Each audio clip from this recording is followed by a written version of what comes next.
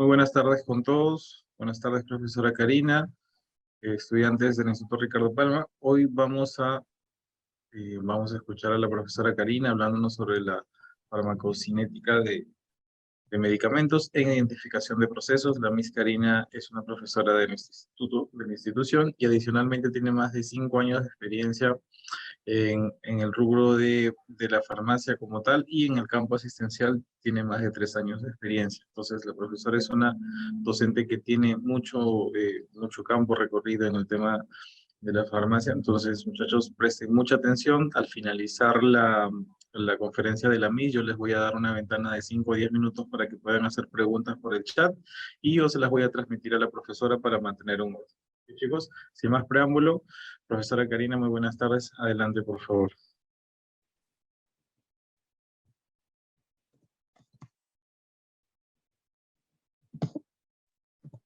Y de repente podría compartir la pantallita también, por favor.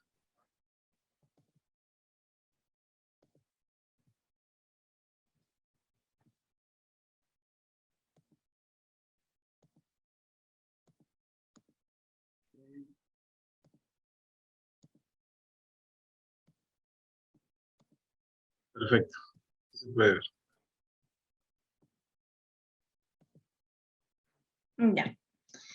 Entonces, buenas tardes, alumnos. El día de hoy la charla, bueno, estamos en la Semana del Estudiante y el día de hoy estamos en el 4.º día de esta semana, y pues hoy les voy a impartir una charla relacionado a la farmacocinética de los medicamentos. En este caso, lo que vamos a ver es qué es lo que hace nuestro organismo al fármaco desde que lo tomamos, ¿no? Desde que por ejemplo, si es de vías orales, lo vamos a tomar, ¿no? O desde que se administre hasta que se elimine por vía renal, ¿no? Ya sea por la orina o por la vía biliar fecal, ¿no? Y por eso a este proceso se le abrevia con las palabras LATME, porque van a resumir los procesos mediante el cual pasa la farmacocinética, los medicamentos, es decir, ¿no? Y, a ver, un momento ya. Entonces, como les había mencionado, la farmacología, o sea, el estudio de los fármacos, hace que estudiemos el paso del fármaco a través del organismo en función de un tiempo y a una dosis determinada, pues, ¿no? Que se nos va a administrar los medicamentos. Como les había mencionado, para temas de estudio, se le abrevia a todo este proceso con las iniciales LATME. ¿Y estos qué significan? L de liberación, ¿no? El fármaco tiene que liberarse. A de absorción, D de distribución y metabolismo. Estos van a ir de la mano y más adelante vamos a ver por qué van de la mano. Y la E de excreción, que es la eliminación. Ahora, en este caso vamos a ver, como les vuelvo a mencionar, el paso del medicamento a través de nuestro organismo. Y hay otra rama de la farmacología que se llama farmacodinamia, que ya es cómo actúa el medicamento en la célula para poder modificar alguna función, ¿no? Y mejorar nuestra salud, ¿no? En conclusión. Pero entendamos que va a haber esas dos diferencias. En el caso de hoy, pues ya les he mencionado, LATME es lo como comúnmente se le conoce a todos esos procesos, y su significado ya les he ido mencionando. Entonces, vamos a empezar con la primera palabra, que es la liberación, la L de liberación. ¿Qué es lo que sucede aquí? A ver, no sé cuántos, exacto, tenemos 12 participantes. Yo imagino que estamos compuestos entre personal de farmacia y también de otras áreas, ¿no? Con respecto a la liberación, en el caso, por ejemplo, de las formas farmacéuticas sólidas, como es en el caso de cápsulas, tabletas, gránulos, estos tienen que pasar por un proceso de desintegración, desagregación y disolución. En el caso de soluciones, también tienen que disolverse, ¿no? Entonces, nuestros medicamentos, dependiendo de la forma farmacéutica, es decir, cómo lo vamos a encontrar, va a tener que pasar al final por un proceso de disolución. Para esto, pues, se recomienda que el paciente tome sus medicamentos en conjunto con un vaso de agua, siempre recomendarle que sea solo agua, más no evitar jugos, lácteos, porque puede interactuar. Y la cantidad de agua también tiene que ser suficiente, porque eso va a asegurar que el medicamento se pueda disolver adecuadamente. Y como ya estamos empezando a ver, es el primer paso de la farmacocinética del medicamento.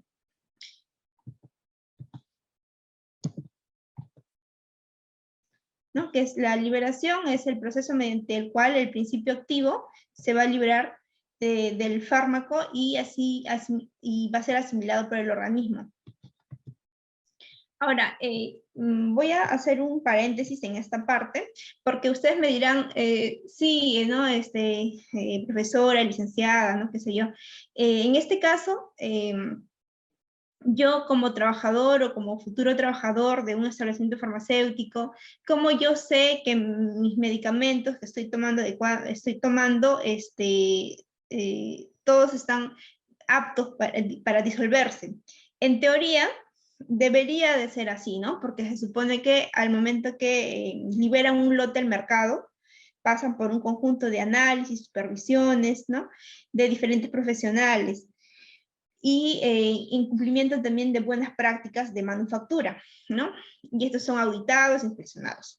Pero puede suceder errores y en este caso, por ejemplo, yo les voy a compartir una ruta para que ustedes, trabajadores de farmacias, puedan ingresar a la página de DIGEMIT, y en la página de DIGEMIT, ¿no? Que es la Dirección General de Medicamentos, Insumos y Drogas, que es el organismo que regula el tema de medicamentos y autorizaciones, y ahí van a la parte de alertas. Pues una función de la autoridad es que no solo ellos pues dan la autorización para que se comercialice el medicamento, sino luego de que una vez que se autorice, hacen pesquisas. ¿Qué quiere decir esto? Que visitan a los establecimientos, ya sean farmacias, boticas, droguerías, y les piden una cantidad de medicamentos, ¿no? Están pesquisando para que luego vaya a ser analizado y para que se verifique si verdaderamente está cumpliendo con todas las especificaciones que debió salir al mercado. Entonces, ¿qué pasa? Por ejemplo, aquí tengo dos alertas, la alerta número 50 y la 44, este es de agosto, ¿no? Ambas son de agosto, de dos medicamentos, en este caso es el Tretocheck, ¿no? Que es una cápsula blanda, le hicieron su análisis respectivos y su resultado fue no conforme para la disolución. En el mismo, este es otro caso del Mafluc Forte, también fue no conforme para el ensayo de disolución. Entonces, ¿qué quiere decir esto? Que a veces puede pasar de que el fármaco no se disuelva bien, no porque no lo he tomado con la cantidad suficiente de agua, sino porque en su manufactura pudo haber habido algún error y por eso en su análisis han salido pues con una no conformidad. Eso de aquí, lo que hace DIGEMIT es de que se haga un recojo del mercado, ¿no? Por ejemplo, acá dice, como resultado de estas acciones se dispone que se retire y se destruya este lote. Claro está que a veces no son todos los lotes, sino solo se identifica el lote que ha sido observado y se hace un recall, que quiere decir que la droguería o laboratorio recoge todos los productos, pero para eso también el profesional que está trabajando en la farmacéutica debemos revisar estas alertas para enterarnos, ¿no? Si algún medicamento que nosotros estamos expendiendo o dispensando tiene este problema de calidad, ¿no? Entonces, como ustedes verán, la liberación es el primer paso, pero he hecho un paréntesis para poder explicarles un poco de ello, que puede haber problemas y la forma en cómo ustedes se pueden dar cuenta es yendo a esa página. Ahora, una vez que el fármaco, voy a cerrar paréntesis para continuar, en este caso el medicamento tiene que liberarse, una vez que se libera, luego se va a absorber, pero eso de aquí va, la liberación más que nada son para las formas farmacéuticas de vía oral, ¿no? Como hemos mencionado acá, por ejemplo, soluciones, tabletas, cápsulas. Pero la absorción, que es la otra palabra que continúa al ADME, ¿no? L de liberación, A de absorción, va a depender mucho de la zona en donde se va a absorber. Y esto depende de la vía de administración. Como ustedes sabrán, las vías de administración pues, son variadas, ¿no? Hay vía oral, hay vía sublingual, ¿no? Que quiere decir que se coloca el fármaco debajo de la lengua para que tenga una acción más rápida, porque se quiere, ¿no? Que el fármaco vaya al torrente sanguíneo y se absorbe rápidamente por el torrente, por las arteriolas o vénulas que están debajo de la lengua. La vía inhalatoria, ¿no?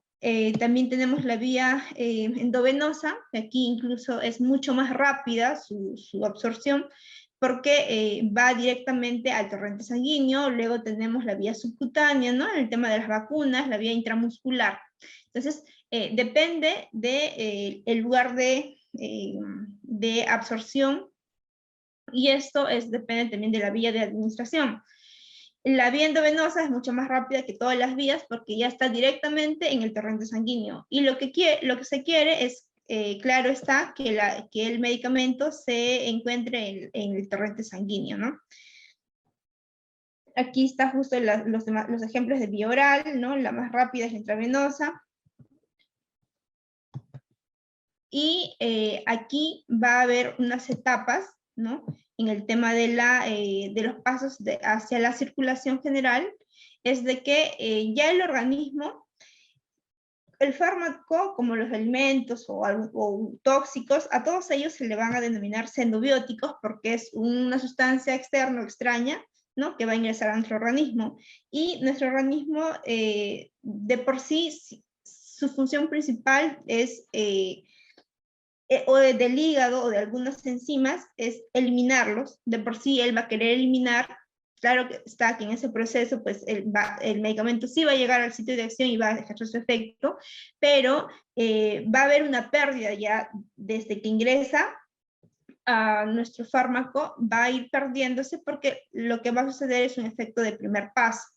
Y quiere decir que todo lo que nosotros consumimos en el medicamento, o sea, la concentración, por ejemplo, 500 miligramos de medicamento X, ya se va a ir eliminando por un efecto de primer paso, ¿no? Ahora, puede haber una eliminación intestinal como hepática también. Pero hemos hablado de esto sin ir mencionando que la absorción propiamente dicha se va a dar a través de la membrana plasmática, que quiere decir a lo que recubre nuestras células, ¿no? Entonces, en este caso, pues, esta es una imagen de una membrana plasmática en donde está compuesto por una bicapa lipídica, ¿no? 2, y que su composición está formado por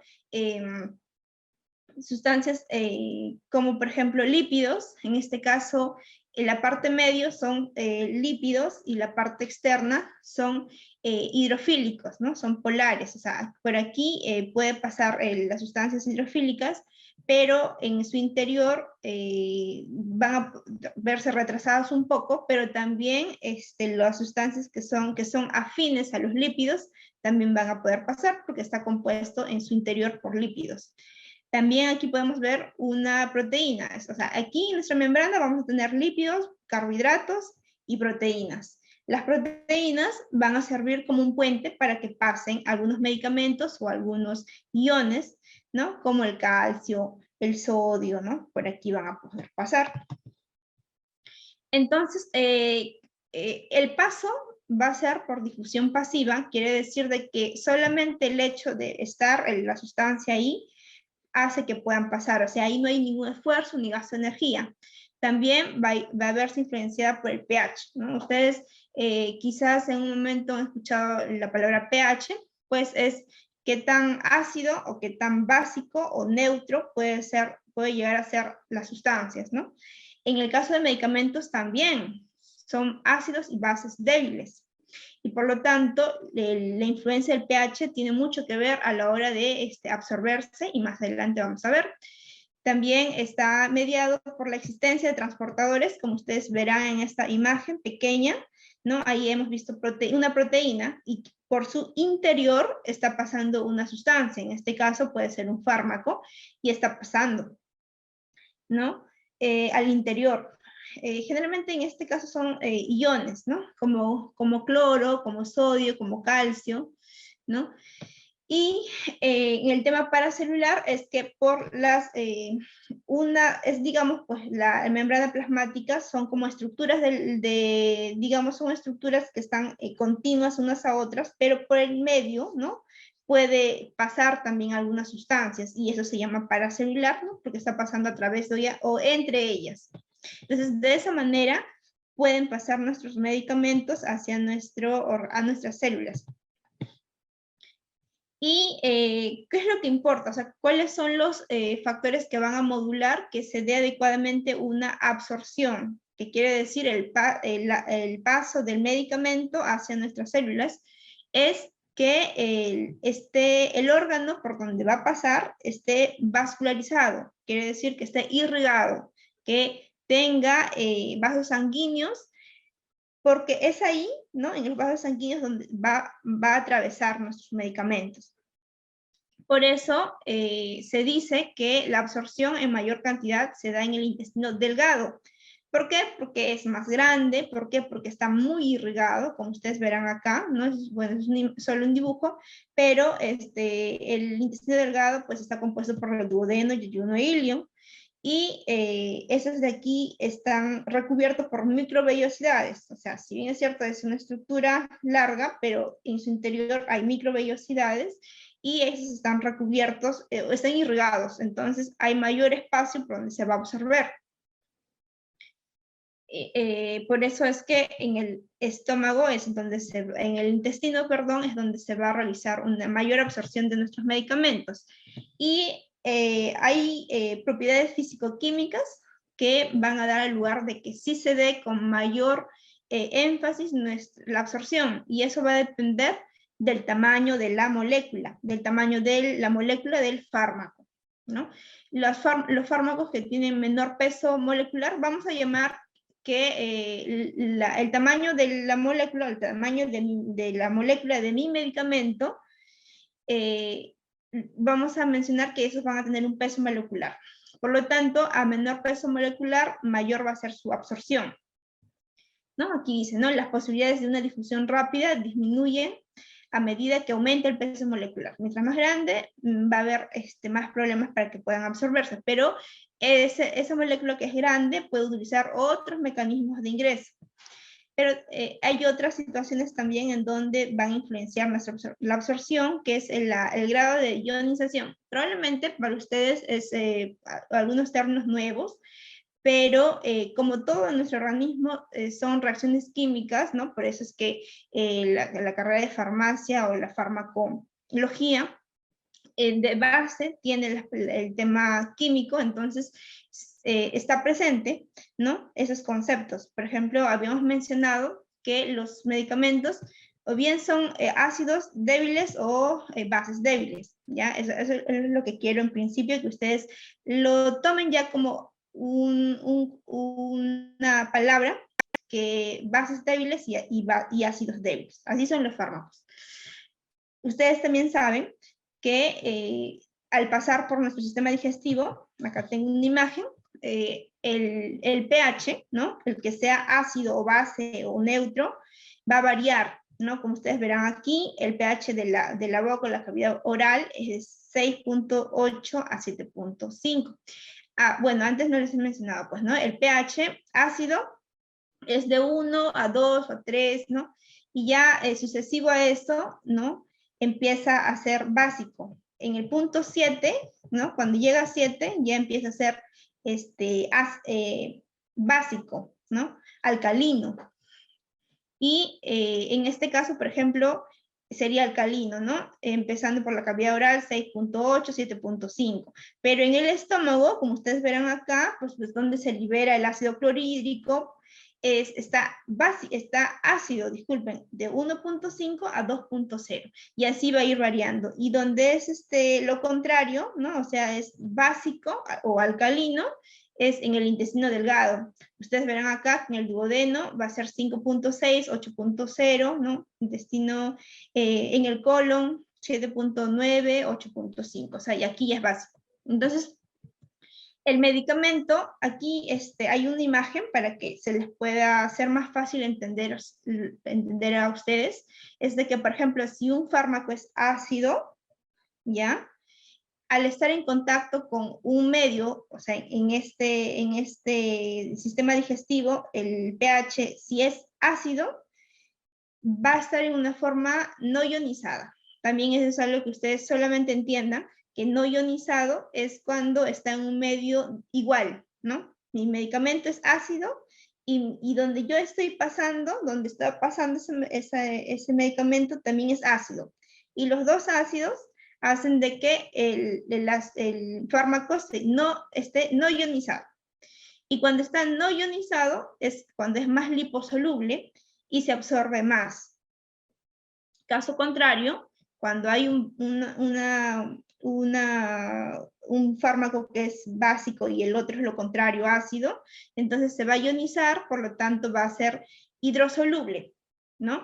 El que es hidrosoluble no quiere decir que no va a pasar a través de la membrana plasmática. Sí va a pasar, pero con un poco de demora, ¿no? Más rápido son los que pasan los medicamentos liposolubles, pero son los que están no ionizados y por lo tanto, por donde yo pasé, que es el estómago o el intestino, si es ácido, y si mi fármaco, mi medicamento también es un ácido débil, voy a estar como no ionizado y por lo tanto soy liposoluble y si soy liposoluble voy a poder pasar por las membranas plasmáticas. Eso es algo que quiero que se acuerden ahorita. Entonces, para que se pueda absorber un medicamento tiene que ser liposoluble. A la hora de eliminar, para ya ir a la hora de la eliminación, se va a querer que el medicamento sea todo lo contrario, que sea hidrosoluble, pues porque así se va a eliminar. Entonces, son cosas que quisiera que lo puedan entender así tal como lo estoy mencionando, porque el sustento científico químico es mucho más grande, pues, ¿no? Ahora, también hay moduladores de la absorción, como ya les había mencionado, que esté irrigado. La presencia de alimentos también, por eso es que, bueno, el día de ayer la charla fue interacción de medicamentos y alimentos. Entonces ahí habíamos mencionado de que hay alimentos que sí se pueden acompañar, o sea, tomarlos casi junto, pero iba a retrasar su absorción. Y justamente eso estamos viendo acá, ¿no? Que la presencia de alimentos puede retrasar la absorción porque hay un proceso todavía, ¿no? Que tiene que pasar el alimento. O algunas enfermedades, ¿no? Por ejemplo, un proceso diarreico también puede ser de que el fármaco pase tan rápido por el intestino que no se absorba o no esté el tiempo necesario en el intestino para que se absorba. Y acá tenemos dos palabras, que son los fármacos liposolubles y hidrosolubles, ¿no? Ya les había mencionado hace un momento que los fármacos liposolubles van a tener poca unión a las proteínas y por lo tanto van a poder atravesar más fácilmente los tejidos y se van a distribuir también más fácilmente a través del cuerpo.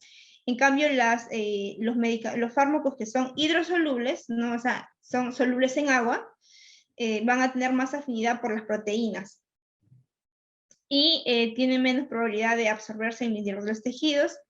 Entonces, a grandes rasgos, eso es lo que quiero mencionarles acá. En el tema del vaciamiento gástrico, que es el paso del medicamento o, ¿no? del estómago hacia el intestino, se va a llamar vaciamiento gástrico. Y esto va a permitir que el paso, ¿no? como bien dice acá, el paso de las sustancias del estómago hacia el duodeno. Se necesita que pase, claro, al intestino porque es ahí donde se va a absorber los fármacos, ¿no? Y esto de acá va a regirse por qué tan rápido pasa del estómago hacia el intestino, ¿no? Y, por ejemplo, aquí, ¿qué es lo que lo retarda? Lo retarda los alimentos que están ricos en grasas. Habíamos mencionado también que justamente había un medicamento que sí se debe acompañar con alimentos grasos, como por ejemplo es el albendazol. El albendazol, si lo acompaño con medicamentos grasos, se puede absorber 5 veces más de lo que se absorbería si no lo acompaño con un medicamento, con una comida grasa. Entonces, en ciertos momentos sí es bueno acompañarlos con grasas. Y en otros momentos no, porque retrasaría su absorción, por lo tanto retrasaría su efecto. Aquí también nos dicen que el ejercicio físico u otras alteraciones emocionales también pueden inhibir el vaciamiento gástrico. Todo factor que disminuya o aumente el vaciado gástrico va a disminuir o aumentar la velocidad de absorción del fármaco. Lo mismo aquí, el vaciamiento gástrico y el tránsito intestinal influyen en la absorción del fármaco. Aquí voy a correr un poquito para poder terminar a tiempo. En el caso del flujo sanguíneo, nuevamente acá mencionan, ¿no? De que debe haber un adecuado flujo sanguíneo, quiere decir de que, o sea, esté irrigado esa parte donde se va a absorber, porque de esa manera va a haber mayor área de absorción. Los medicamentos que son liposolubles van a penetrar muy rápidamente y alcanzar el sitio de acción. También les había mencionado que una vez que se absorba por el intestino, el organismo siempre va a querer o tender a eliminarlo o hacer que pase unas reacciones. Y en este caso, al pasar ciertas reacciones, lo puede hacer hidrosoluble, quiere decir que lo va a poder eliminar. Entonces, lo que hemos consumido en cierto momento, o sea, una cantidad de fármaco puede eliminarse, o sea, puede verse disminuida la concentración de un medicamento por el efecto del primer paso, como ya hemos visto acá. Ya, una vez que ya está en el torrente sanguíneo, entonces ahora va a distribuirse. Entonces, a la hora de distribuirse, el medicamento va a ir en principio a los lugares donde está más irrigado, ¿no? Que va a ir, por ejemplo, al corazón, ¿no? Al cerebro, a los riñones, entonces va a ir ahí también. Y posteriormente, un poco más lento, a las zonas que sean menos irrigadas, ¿no? Por ejemplo, el músculo, ¿no? El tejido graso, ¿no? Son lugares donde va a demorar un poco en llegar. Pero ahora, ¿y cómo se distribuye el fármaco? Porque precisamente la distribución es el transporte del medicamento hacia el torrente sanguíneo. Se va a distribuir, en principio el fármaco está libre, o sea, está solo, pero para que se pueda movilizar de un lugar a otro, tiene que juntarse con una proteína. Y es por eso que aquí ustedes ven, bueno, es un vaso sanguíneo, y aquí ustedes ven al fármaco, ¿no? Ven el fármaco, bueno, es un dibujo, pero a modo referencial nos va a ayudar a comprender. Este fármaco se va a unir a una proteína plasmática, como ustedes están viendo acá, PP, ¿no? Es una proteína plasmática. La proteína sí va a poder recorrer el vaso sanguíneo, ¿no? El torrente sanguíneo, y así va a poder llegar al lugar de acción. Pero va a ejercer su efecto cuando se separa de la proteína plasmática. Y también, como ustedes ven acá, en este espacio, hay dos espacios, ¿no? Yo les había mencionado el día de ayer de que se imaginen como si fuese un transporte, un carro, y que ahí va a haber determinados asientos nada más, y que para que se transporte el fármaco tiene que estar junto con la proteína, pero en cierto momento puede presentarse otro fármaco que también se quiera unir a la proteína, entonces ahí o bien lo va a desplazar, y si lo desplaza, pues es una manera de, están interaccionando ahí, ¿no? Los medicamentos. Es una explicación cuando nosotros decimos, está interaccionando, este medicamento está interaccionando con esto, es porque a veces, porque puede ser que le ha quitado el sitio de acción o el sitio de lugar en la proteína plasmática. Entonces aquí lo que estamos viendo es eso, va a ejercer su efecto cuando el fármaco está libre, ¿no?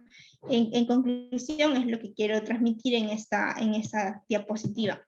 Entonces, aquí nosotros hemos hablado, escuchado ya de proteínas plasmáticas. ¿Y cuáles son las proteínas plasmáticas en nuestro organismo? O sea, ¿qué tipo de transportadores tiene mi organismo? Son la albúmina, que es una proteína, la más importante que hace el transporte de los medicamentos, pero también están las lipoproteínas, las alfa-glicoproteínas ácidas y las lipoproteínas, ¿no?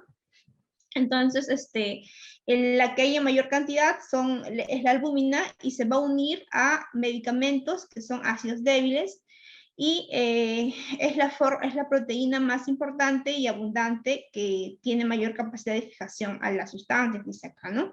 Se une más a fármacos que son ácidos débiles que a las bases, y su unión es reversible. Tiene 4 sitios diferentes, o sea, tiene 4 posiciones donde se pueden juntar los fármacos para poder transportarlos. Su unión es reversible, quiere decir que en un momento sí se pueden llegar a separar, sí, es obvio que tiene que ser así. Y en el caso de las lipoproteínas, o sea, el otro grupo de proteínas transportadoras, se van a unir ahí los medicamentos que son bases débiles. Aquí algunos ejemplos de cuáles son los medicamentos ácidos débiles, como por ejemplo los AINES, glucocorticoides, los diuréticos. Y en cuanto a las bases, pues están ahí la imipramida, la lidocaína, ¿no? Las lipoproteínas, imipramida, metadona. Ahora, también compuestos que mi propio cuerpo lo produce, también se transportan con la albúmina. Entonces ahí a veces puede haber un tema de interacción. Ahora, también es necesario que ustedes sepan lo que es la barrera hematoencefálica, que para que el fármaco se pueda actuar, tiene que pasar por esta barrera, ¿no? Que es, como su propio nombre dice, hematoencefálica, o sea, cuando el fármaco va a actuar en algún órgano de nuestro encéfalo, nuestro cerebro, ¿no? Entonces, aquí sí hay la cantidad de fármacos que atraviesan la barrera hematoencefálica no son muchos, son pocos, pero los que van a tener que ejercer, pues sí tienen que tener esa característica de atravesarlas. Por ejemplo, en el tema de, si ustedes se preguntan por qué la clorfenamina produce sueño, es que va a actuar en nuestro cerebro para que pueda causarnos sueño, porque ustedes saben que el regulador del sueño está también en nuestro cerebro. Entonces, por eso es que este medicamento sí causa insomnio y no los otros antihistamínicos, ¿no? La primera generación es lo que causa sueño. El paracetamol, para que pueda tener ese efecto de poder bajar la temperatura, ¿no? Porque esa es su función, también atraviesa la barrera hematoencefálica para que tenga esta función. Y en cuanto a la barrera placentaria, como, bueno, acá dice barrera placentaria, pero en sí no es que lo separe, ¿no? No es que sea una barrera, al contrario, todo lo que la madre consume le va a llegar a afectar al feto, y es por eso pues que se restringe la medicación en los bebés, ¿no? Digo, en el embarazo. O se cuida, ¿no? Y ahí se evalúa riesgo y beneficio, ¿no? O sea, qué tan riesgoso puede ser que yo le dé o qué tan beneficioso va a ser para la salud de la mamá que sí tome su medicamento.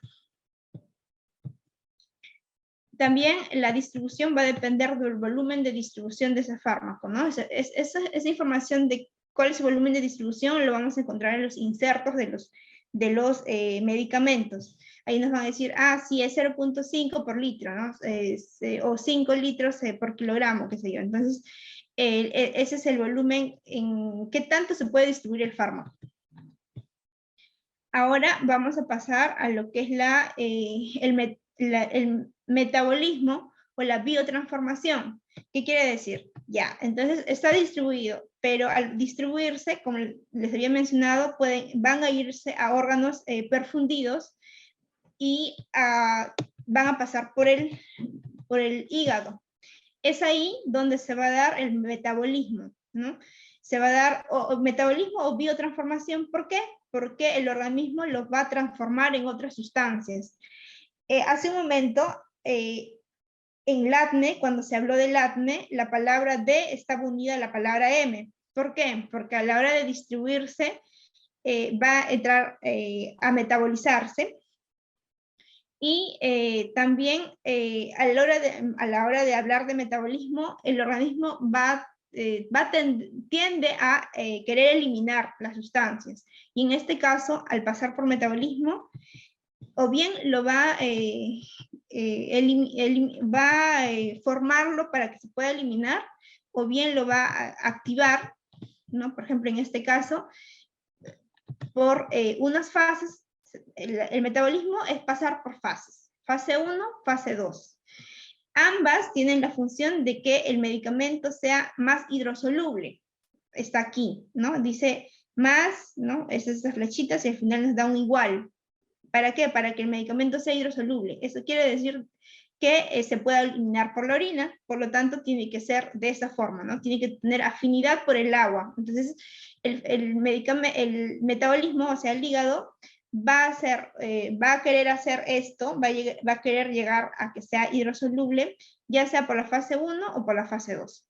El pasar por una u otra fase es pasar por un conjunto de reacciones químicas, como por ejemplo la oxidación, ¿no? Esos son términos que quizás para ustedes no les es familiar, pero son reacciones químicas en conclusión, en donde se les va a colocar el grupo OH, ¿no? Y ustedes sabrán, por ejemplo, para que les sea un poco más familiar, el agua es H2O, por lo tanto van a ir a formarle, van a ir dándole esa forma, digamos, ¿no? Y aquí le van a agregar grupos OH, COOH, ¿no? Para que sea más hidrofílico, ¿no? Para que tenga más afinidad por el agua. Y estas reacciones se llevan a cabo en unas moléculas bien pequeñitas del hígado, en donde ahí también van a ponerse en contacto con un grupo de enzimas. Quizás para ustedes es nuevo este término, pero la enzima se va a llamar así, enzima citocromo P450, que es la enzima que se encarga del metabolismo de los medicamentos. No hay otra más, esa es. Pero esta tiene un conjunto de familias, dependiendo del tipo de fármaco. Entonces, pasa por la fase 1 y lo convierte en sustancia activa o inactiva. Si esto no es suficiente, el fármaco pasa por la fase 2 y ahí hay otro tipo de reacciones, ¿no? Y al final, como yo les había mencionado, lo que se quiere es que se elimine. Pero al pasar por la fase 1 o 2, en algunos medicamentos los va a hacer activos. Por ejemplo, en este medicamento es necesario que pase por la fase 1 este clopidogrel, porque es un profármaco. Quiere decir que así como ingresó, no va a ser activo, o sea, no va a ejercer su acción.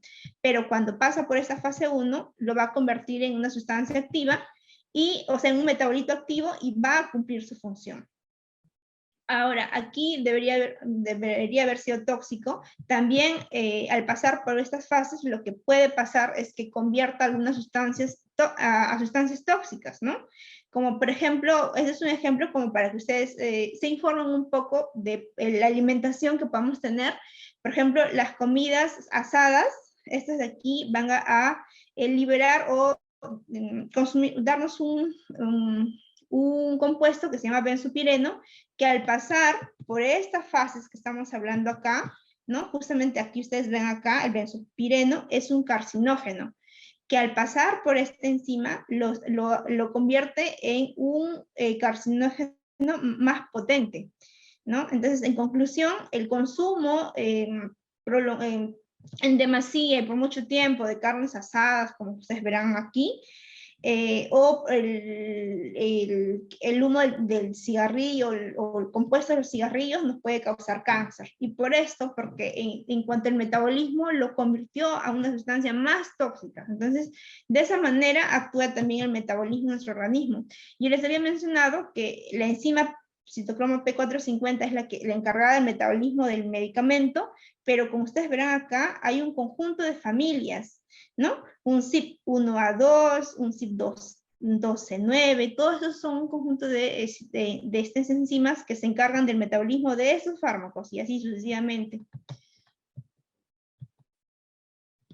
¿Qué factores van a influenciar al metabolismo? Pues contaminantes, el tema genético también, o sea, una persona le puede hacer más efecto o no le puede hacer un efecto un medicamento, no porque él lo esté consumiendo mal, no porque el medicamento haya sido manufacturado mal, no porque sea de mala calidad, sino por temas genéticos. Hay personas que podemos nacer con poliformismos genéticos y quiere decir eso de que van a ser inductores o inhibidores enzimáticos, o sea, de ese citocromo P450 que hemos hablado, o bien los vamos a inducir mucho, pero ya por un tema genético, o los vamos a inhibir tanto que o bien va a haber mucha concentración de ese fármaco, o bien no me va a hacer efecto porque lo estoy inhibiendo, ¿no? Sería al contrario.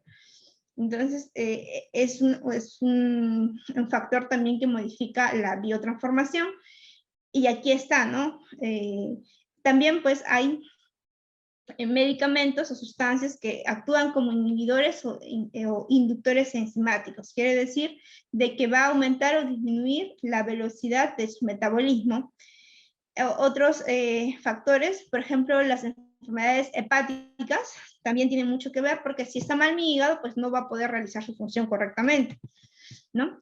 Y ahora ya hemos visto, ¿no?, que el metabolismo o bien nos va a ayudar para varias cosas, o bien nos va a formar sustancias activas, ¿no?, que el medicamento va a ser activo, o también lo va preparando para que se pueda ir eliminando, ¿no?, porque los va a convertir en sustancias hidrofílicas.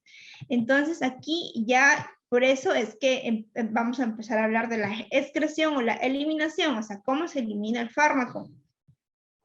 En mayor cantidad, el medicamento se va a eliminar por la vía renal, es el que en mayor porcentaje se va a eliminar los fármacos, por eso es que en las fases 2 o 1 se quiere que el medicamento sea más hidrosoluble, pero también va a haber fármacos que son liposolubles, ¿no? Porque su naturaleza es esa, entonces ellos se van a eliminar ya por la vía hepática, por la compactación de heces, saliva, por la saliva también se pueden eliminar, por la leche materna, ¿no?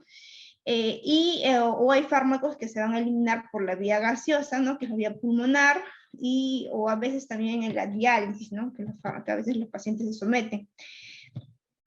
Hay medicamentos que al estar pasando por el intestino grueso, ¿no?, o mucho tiempo, porque es ahí donde se permanece con mayor tiempo nuestros alimentos o lo que ya se aprovechó, se puede volver a absorber. O sea, lo que hemos visto en el primer momento en donde se absorbió, se puede volver a absorber, y a eso se va a llamar circulación enterohepática, porque del sistema entérico va a pasar nuevamente al hígado, y puede a veces ejercer efectos tóxicos. Un ejemplo de esto es la dioxina, por ejemplo. Ahora, ustedes saben que esta es una nefrona, y aquí están los procesos por el cual se produce la orina al final, como tal, ¿no? Pero al pasar en la filtración, por acá se van a filtrar algunos fármacos libres o de bajo peso molecular, ¿no? O sea, los que no son muy grandes. Y en la filtración, ahí estamos ya eliminando los fármacos, o en el número 2, que en la reabsorción tubular, ¿no?, se pueden reabsorber moléculas no ionizadas, y esto va a depender del pH. Aquí un ejemplo, bueno, casi un poco más como para culminar, es cuáles son los factores que van a modificar la eliminación. Aquí vamos a volver a recordar lo que hemos hablado hace un momento, que los fármacos que son ácidos débiles se van a excretar mejor en un medio básico. O sea, tiene que ser lo contrario, ¿no? Eso habíamos mencionado, para que se pueda eliminar. Y los bases se van a excretar en un medio ácido. ¿Cuál es la aplicación de esto? Por ejemplo, en el caso de intoxicaciones, ¿no? Por ejemplo, si un paciente se intoxicó con aspirina, con ácido acetilsalicílico, ¿qué es lo que se hace en ese caso? En ese caso, como el fármaco es ácido, lo que se quiere es crear un medio contrario, ¿no? Entonces, lo que se hace o lo que se utiliza ahí es la alcalinización de la orina. Quiere decir de que al paciente se le va a administrar bicarbonato de sodio. De esa manera crea un medio contrario al fármaco y hace que se pueda eliminar, ¿no?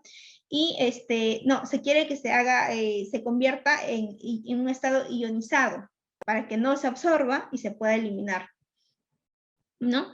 Eso está, que el pH ácido es un fármaco básico que consigue que el fármaco se ionice, y al ionizarse pues hace que se pueda eliminar fácilmente, y de esa forma a veces se trata algunas otras intoxicaciones, ¿no? Investigando qué tipo de producto es lo que consumió, y si se va a alcalinizar o acidificar al organismo del paciente, no, o sea, la orina, para que pueda ser eliminado, ¿no? Otros factores que van a modificar nuestra eliminación son las enfermedades renales, u otros fármacos también. Por ejemplo, aquí lo que se puede hablar son de los pacientes diabéticos, ¿no? Los pacientes diabéticos, ustedes saben de que el no controlarse debidamente la diabetes puede dañar los vasos sanguíneos pequeños y en este caso los que se encuentran justamente aquí en la nefrona, por lo tanto, no va a poder filtrar adecuadamente, ya sea otras sustancias o como los medicamentos, y puede eliminarse por aquí incluso proteínas, entonces el paciente puede desnutrirse, ¿no? Entonces, pero la misma diabetes ha causado una enfermedad renal, por lo tanto, no va a haber una adecuada eliminación de nuestros medicamentos, ¿no? Y esos nos pueden traer efectos negativos para nuestros pacientes diabéticos, ¿no? Por eso en ellos se debe controlar la diabetes, ¿no? Ya sea con medicamentos o con fármacos, para que no pueda agravarse la enfermedad, ¿no? O tener otro tipo de consecuencias.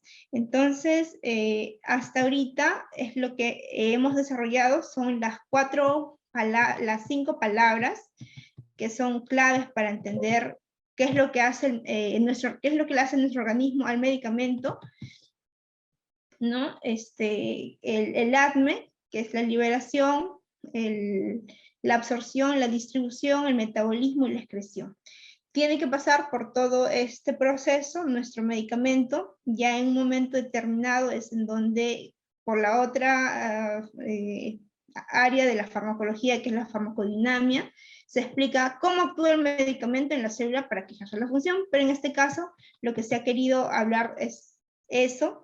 Hemos acompañado esta charla con un conjunto de recomendaciones para que ustedes puedan tener en cuenta, ¿no? A la hora de trabajar en una oficina farmacéutica, en una botica, o incluso cuando ustedes, por ejemplo, en el tema del metabolismo, o en el tema de la absorción, ¿no? Hay medicamentos que sí se deben acompañar con alimentos y hay otros no, hay que espaciarlos un tanto porque no va a permitir que se pueda absorber adecuadamente y correctamente, y por lo tanto va a disminuir su efecto, ¿no? En el tema del metabolismo no se le ha mencionado acá, pero por ejemplo el día de ayer lo que hemos hablado de que hay un zumo de pomelo, ¿no? Que lo que va a hacer es que aumente la concentración de determinados medicamentos, y por eso es que el paciente nunca se le debe recomendar, o cuando escuchemos si alguien va a hacer eso, explicarle que eso no se debe de tomar los medicamentos con el jugo de pomelo, porque esto va a actuar en el metabolismo del fármaco, ¿no? Aquí hemos visto en el tema del metabolismo que gracias a ellos es que se puede inducir su metabolismo, es decir, de que se pueda disminuir su concentración o aumentar su concentración del fármaco. No, ya hemos llegado, me parece, a la ronda de preguntas. Ok, muchísimas gracias. Muy interesante su charla y ver el camino que tiene el fármaco en nuestro organismo, ¿no? Y de cómo nosotros lo asimilamos y lo eliminamos. A ver, chicos, si tienen algún tipo de preguntas, por favor, la pueden hacer por el chat. Yo se las voy transmitiendo a la profesora Karina y de esa manera vamos trabajando de una forma más ordenada. ¿Hay dudas o consultas, muchachos, acerca de la farmacocinética? A ver, mire, Shirley nos dice, ¿a qué se debe que la mayoría de medicamentos tienen efectos secundarios? ¿A qué se deberá, profesora, que siempre los medicamentos, o casi siempre, tienen efectos secundarios? Ya, los efectos adversos de los medicamentos se van a clasificar en varios tipos, ya jóvenes, se van a clasificar en tipos, tipo A, B, C, ¿no? Es una forma de clasificarlos, y la otra, o sea, la otra nomenclatura de eso es de que, por ejemplo, el A es como parte de su mecanismo de acción. Quiere decir de que ustedes saben que el medicamento lo que hace es modificar una función del organismo que está llevándose inadecuadamente, ¿no? Por ejemplo, ¿no? Creo que también ayer se planteó este ejemplo, que son de los AINES, ¿no? Los AINES, está bien que haya una enzima que se llama ciclooxigenasa 1, esto va a hacer de que se secreten prostaglandinas, que una de ellas es la encargada de proteger la mucosa gástrica. O sea, en condiciones normales está bien que se dé esto, pero cuando sucede un proceso inflamatorio, todo esto se ve exacerbado, todo esto se aumenta. Entonces, el medicamento, el AINE, al inhibir esta enzima ciclooxigenasa 1, está cumpliendo su función. ¿Por qué? Porque está disminuyendo la inflamación, el dolor, la fiebre, la agregación plaquetaria, pero también de pasada, digamos, está haciendo que no se produzcan sustancias que sí deberían de producirse para proteger mi mucosa gástrica. Entonces, ese es un tipo de reacción adversa. El otro tipo de reacción adversa es, también tiene, claro, una explicación de fondo, pero son reacciones alérgicas que son reacciones alérgicas. En ese caso es de que depende de la genética o del comportamiento, de la respuesta de la persona ante el medicamento. Por ejemplo, yo no puedo saber que soy alérgica a determinado medicamento o determinada sustancia tóxica, ¿no? Pero cuando entro en contacto con ellos, ahí me doy cuenta que soy alérgica. Entonces, ese es el otro tipo de reacciones alérgicas. El otro tipo, es decir, de reacción adversa. Hay otro tipo de reacciones adversas que es por un consumo prolongado, ¿no? O sea, el medicamento de por sí nos ayuda, claro, a mejorar un estado de salud, a prevenir una enfermedad, pero el consumo crónico, o sea, el tener mucho contacto con ese medicamento que va a modificar una función o que tenga otros efectos en otras células de mi cuerpo, va a hacer de que tenga efectos, o sea, reacción adversa por el uso prolongado, por el uso crónico. Por ejemplo, los corticoides no se deben usar de forma prolongada. Estos solo se deben consumir el tiempo que el médico nos prescribe, porque una reacción adversa es el síndrome de Cushing, ¿no? Que es la persona no pueda redistribuir correctamente el almacenamiento de grasa, y por lo tanto esas personas tienen una apariencia de, se le dice, si no me equivoco, como un lomo de toro, y es porque llega a engordar, y esa es una reacción adversa de ese medicamento. Y así las reacciones adversas son de diferentes tipos, pero siempre hay un mecanismo de acción detrás, ¿no? Y en este caso, pues es la modificación de algunas funciones, que si bien es cierto, en cierto momento está bien que sucedan porque eso queremos, ¿no? Mejorar una función o corregir una función, pero también va a tener efectos adversos porque va a actuar en otras células de mi cuerpo. O sea, va a modificar otras funciones y ahí se van a presentar las reacciones adversas. Perfecto, muchas gracias, mi Karina. La señorita Shirley ya nos agradece, bueno, le agradece a usted y también por la ponencia. A ver, muchachos, hay de repente una última pregunta como para darle o cerrar esta charla de la farmacocinética. ¿Sí? Sí, no hay creo otra consulta. Sí, creo ¿Cuántos que somos? somos 29. 31, 20, bueno, 29 en este caso, ¿no? 27 participantes. Eh, Ingresar una lunita. Bueno, profesora Karina, en todo caso, yo de repente le agradezco por este tiempo que nos ha brindado a nosotros. Los chicos también estoy seguro de que han aprendido mucho más de lo que ya saben. Y muy interesante, yo particularmente, y que no soy profesional de la salud, me ha gustado mucho su charla y le he entendido, que es lo ideal. Entonces, Miss, quisiera por favor que de repente para el cierre le brinde unas palabras a nuestros alumnos en la Semana del Estudiante, por favor. Sí, claro. Yo felicito esta iniciativa de parte del instituto para que tengan una semana de que ustedes puedan adquirir conocimientos de diferentes áreas, porque quizá ya no estén llevando este curso, o quizás estamos aquí acompañados de colegas de profesionales de salud o futuros profesionales de salud que quieran instruirse también sobre estos temas, ¿no? Porque no, o sea, no es su línea de carrera, pero quieren instruirse y eso está bien, ¿no? Conocer de todo un poco.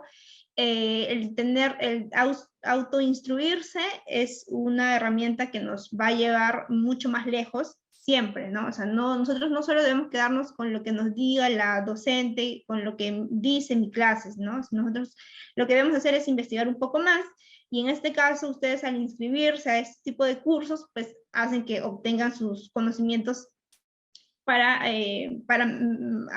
aprovecharlas y los puedan aplicar en su trabajo, en la familia, quizás, ¿no? Quizás algunos de ustedes no han escuchado algunas cosas que yo he mencionado antes, pero ahora sí, y entonces van a casa y lo transmiten. Entonces, de esa forma también lo aplican con su familia.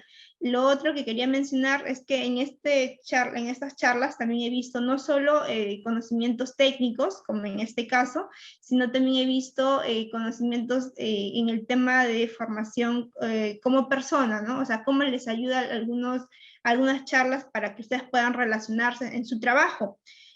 Justamente antes de ayer era una charla de habilidades blandas y que nos decían, ¿no? Que solo el 15% para que ustedes tengan éxito profesional o para que nosotros tengamos éxito profesional, un 15% era conocimientos técnicos y un 85% eran las habilidades blandas.